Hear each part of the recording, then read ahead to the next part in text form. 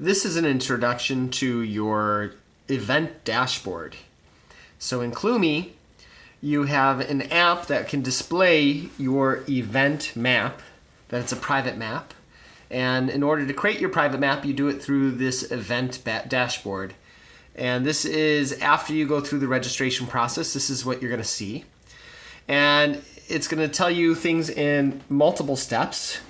There are 4 easy steps, 3 that you have to do. The 4th one is just for fun.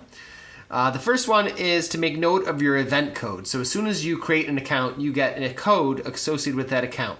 And it's here in that blue box. And in this case, it says Qlumi_welcome, which is the standard unlock code or sponsor code that you find with Qlumi. And in your event dashboard, it will say something other than Qlumi_welcome. It'll have numbers and letters. Those numbers and letters are going to be your unique code. And when you give that code out to other people and they put it into their Qlumi app, your private map will show up, or your event map will show up inside Qlumi as part of the map for whatever location where your event is taking place. And so when they open up, say it's happening in Rochester, New York, in the city, if they open up Qlumi's map and go to Rochester, New York, they'll see all the notes for that event. So here we have Qlumi_welcome is the event code here. You will have a different one. You want to give that code out to everyone who's using your private map so that they can see it. Step 2 is to actually create the map, the event map. And so to create that, you basically go anywhere on your screen and you just click where you want to add a note and you enter what will be the label on the note. This is an example label. And you can add more details under description, more details, just for example. And I'm going to add that note. As soon as I add that note, it shows up on the map at that location where I put it. And it also shows up below. So here you'll see this is an example label, more details. And it says it's pending. And here it says your private map notes, though that label may change at some point. But here underneath this section where it says title, description, delivery status, address, it's indicating that the note was made, the address where it was put, and here it's saying pending. And here you see a difference between what's above it where it says delivered versus pending. Pending means it was not sent out yet. You actually have to send out the note that you made. Just making it doesn't automatically send it to everyone who uses your code. What you have to do is actually send it out at step number 3. And here I say step number 3, very important. Send your notes to Qlumi. If you don't send your notes to Qlumi, your event map isn't really being distributed or created for people who use your code. And pardon me for that cough. So in step 3, very important, send your notes to Qlumi. How do you do it? With this little blue button here. It says send all. Oh, you can't see that. Let's pull it over here. Send all. So if we hit send all, what happens is up here, the notes disappeared and says loading notes. Well, it will load forever, unfortunately. So what you want to do is refresh that page. When you refresh the page, you'll see that the status went from pending to delivered.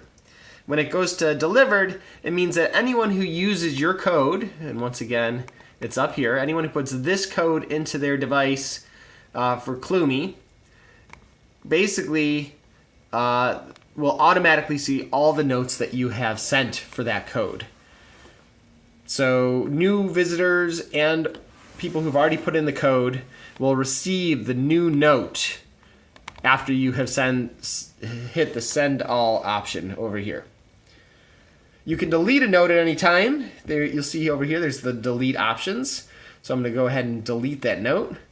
And it comes up and it says, do you want to delete this note? And you say, okay.